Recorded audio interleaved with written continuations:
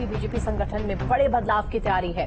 तो चुनाव में हार के बाद यूपी बीजेपी में भगदड़ और अपने ही नेताओं को निशाने पर प्रत्याशी ले रहे हैं। भितरघात की रिपोर्ट हो सकता है और यहां पर देखिए किस तरीके से ताबड़तोड़ एक्शन लिया जा रहा है।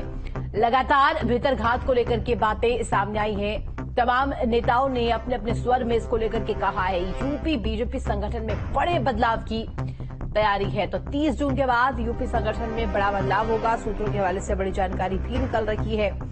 ये बदलाव होगा क्या, किस तरीके से यहां पर ये चेंजेस लाए जाएंगे, इसको लेकर फिलहाल जानकारी एकत्र की जा रही है। अपने ही नेताओं को निशाने पर प्रत्याशी ले रहे हैं। तो इसी खबर पर जानकारी के लिए संवाददाता शुभम हमारे साथ लाइव जुड़ गए। शुभम, देखिए भितरघात को लेकर के पल पल पर कहा गया है और अब देखिए बीजेपी का जो खराब परफॉर्मेंस था, जो बैड परफॉर्मेंस थी यूपी में, इसको लेकर के लगातार मंथन भी किया जा रहा है और ये माना जा रहा है कि बहुत जल्द बड़ा बदलाव संगठन में हो सकता है। जी बिल्कुल, देखिए लगातार 2024 के लोकसभा चुनाव में जिस उत्तर प्रदेश से भारतीय जनता पार्टी को लीड मिलने के साथ साथ 400 के लक्ष्य के साथ साथ पूर्ण बहुमत भारतीय जनता पार्टी स्वयं प्राप्त करना चाहती थी, वो नहीं होता दिखा और उत्तर प्रदेश से हुए नुकसान ने भारतीय जनता पार्टी को एक तरफ जहां बहुमत से दूर रखा तो वहीं एनडीए के साथ सरकार बनाने पे पूरी तरह से मजबूर कर दिया। लिहाजा आप समझिए इन तमाम चीजों का मंथन भारतीय जनता पार्टी ने शुरू कर दिया। उत्तर प्रदेश में क्या कुछ कारण रहे, किन वजहों से भारतीय जनता पार्टी का ये प्रदर्शन में गिरावट देखी गई, इन तमाम पहलुओं पर लगातार मंथन चल रहा है, चिंतन चल रहा है। अलग अलग स्तर पर कई सारी रिपोर्ट तैयार की जा रही है। ऐसे में अब जो बताया जा रहा है क्योंकि जो प्रत्याशी हैं उनको बीते दिनों बुला करके प्रदेश कार्यालय में बातचीत की गई कि क्या क्या वजह हैं, उनको सब कुछ नोट डाउन किया गया और उसके बाद अब फिलहाल बताया जा रहा है कि आने वाले दिनों में भारतीय जनता पार्टी के प्रदेश संगठन में बड़े बदलाव देखने को मिल सकते हैं, चाहे वो प्रदेश अध्यक्ष के तौर पर हो, संगठन मंत्री के तौर पर हो, चाहे संगठन के अलग अलग पदों पर हो। ये बदलाव देखने को मिल सकते हैं क्योंकि भारतीय जनता पार्टी उत्तर प्रदेश से जो उम्मीद कर रही थी, इसके साथ साथ देखिए तमाम वो सीट्स जिनका जिक्र लगातार किया जा रहा था और ये माना जा रहा था कि कम से कम ये तो मार्जिन रहेगा ही और यहां पर तो बीजेपी फतह करेगी ही, ये मानकर लोग चल रहे थे। लेकिन वहां पर भी करारी शिकस्त मिलती है, वहां पर भी कहीं ना कहीं जो सामना है वो करना मुश्किल पड़ा बीजेपी के लिए। ये भी एक बहुत बड़ा लूप होल है, बहुत बड़ा फेलियर साबित हुआ है। इसको लेकर के पार्टी का क्या रुख है?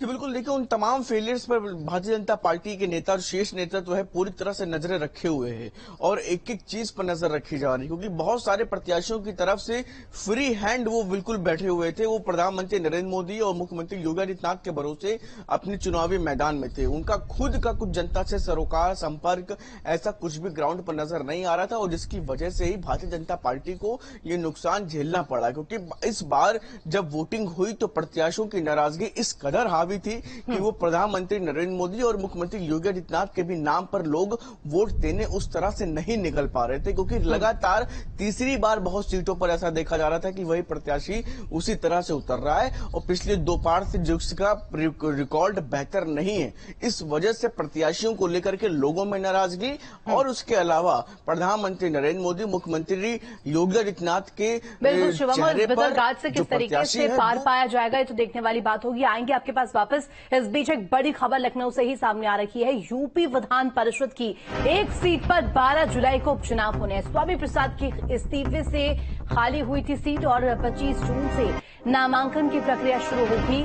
12 जुलाई को मतदान की प्रक्रिया पूरी होगी। तो देखिए अब इसको लेकर के किस तरीके से यहाँ पर ये जानकारी मिल रही है। यूपी विधान परिषद की एक सीट पर 12 जुलाई को उपचुनाव। तो खबर पर जानकारी के लिए संवाददाता शुभम हमारे साथ लगातार बने हुए। शुभम, 12 जुलाई को उपचुनाव होना है विधान परिषद का और ये सीट जो है स्वामी प्रसाद मौर्य के इस्तीफे के बाद खाली हुई थी।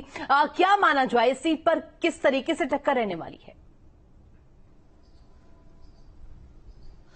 बिल्कुल, देखिए इस सीट की अगर बात करें तो किसी भी तरह की टकराव की स्थिति नहीं नजर आएगी और ये सीट स्वामी प्रसाद मौर्य के समाजवादी पार्टी से इस्तीफा देने के बाद उन्होंने विधान परिषद की सदस्यता से भी इस्तीफा दिया था, जिसके बाद ये सीट खाली हुई थी।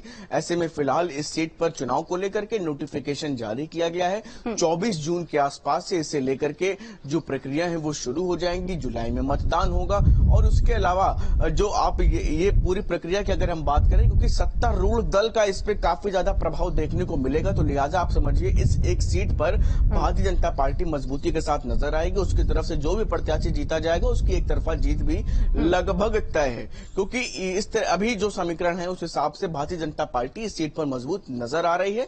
ऐसे में समाजवादी पार्टी को अपनी एक विधान परिषद के जो सदस्य के तौर पर उन्होंने स्वामी प्रसाद मौर्य को बनाया था, अब आने वाले दिनों में इस सीट पर सपा को नुकसान देखने को मिल सकता है।